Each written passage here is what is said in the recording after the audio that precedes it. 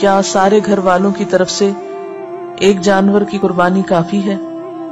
تو اس سلسلے میں نبی صلی اللہ علیہ وسلم نے دونوں طریقوں پر قربانی کی. حج کے موقع پر آپ نے 100 اونٹوں کی قربانی دی، لیکن دوسری طرف ایک اور موقع پر آپ صلی اللہ علیہ وسلم نے اپنے سارے گھر والوں کی طرف سے ایک بکری کی قربانی کی.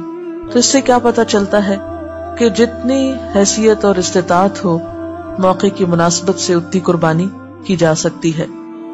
حضرت عطا بن یسار روایت کرتے ہیں کہ میں نے ابو ایوب انصاری رضی اللہ تعالی عنہ سے پوچھا کہ آپ رسول اللہ صلی اللہ علیہ وسلم کے زمانے میں قربانیاں کیسے کرتے تھے، یعنی اس دور میں آپ کا طریقہ کیا تھا؟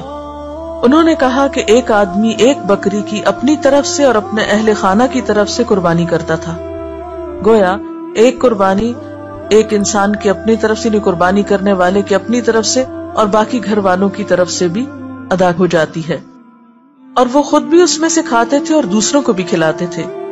ہوتے ہوتے لوگ فخر کرنے لگے، یعنی صرف نمائشی طور پر پھر زیادہ سے زیادہ قربانیاں ہونے لگی اور نوبت یہاں تک پہنچ گئی جو تم دیکھ رہے ہو. یعنی صرف ایک پر کفایت نہیں کی جاتی، محض دکھاوے کے لیے یا شان و شوکت کی خاطر زیادہ سے زیادہ تعداد بڑھا لی جاتی ہے. اور پھر عموماً یہ بتایا جاتا ہے کہ جو صاحب نصاب ہے، جس پہ زکوٰۃ ہے، وہ قربانی کرے. لیکن ہم دیکھتے ہیں کہ اللہ کے رسول صلی اللہ علیہ وسلم تو کبھی بھی صاحب نصاب نہیں ہوئے. ان کے ہاں تو کبھی بھی اتنا مال جمع نہیں ہوا کہ آپ اس میں سے زکوٰۃ نکالیں یا کچھ اور. وہ تو جو آتا تھا دے ڈالتے تھے. اور یہاں تک حالت تھی تنگ دستی کی کہ حضرت عائشہ رضی اللہ تعالی عنہا سے روایت ہے کہ جب سے آل محمد مدینہ میں آئے، یعنی آپ صلی اللہ علیہ وسلم کی فیملی جب سے مدینہ میں آئی، کبھی مسلسل 3 رات تک گندم کے آٹے کی روٹی سے سیر نہیں ہوئی، یہاں تک کہ آپ صلی اللہ علیہ وسلم وفات پا گئے. یعنی 3 دن بھی مسلسل روٹی نہیں پکی آپ کے گھر میں تھرو آؤٹ مدنی پیریڈ، پھر بھی آپ قربانیاں کرتے رہے. تو یہ قربانی پھر اصل میں کیا ہے؟ محبت کا اظہار ہے. اس کے لیے ضروری نہیں کہ آپ کے پاس اتنا سونا ہو یا اتنی چاندی ہو یا اتنا بزنس ہو یا اتنا بینک بیلنس ہو. بس آپ دیکھیں کر سکتے ہیں تو کر لیں.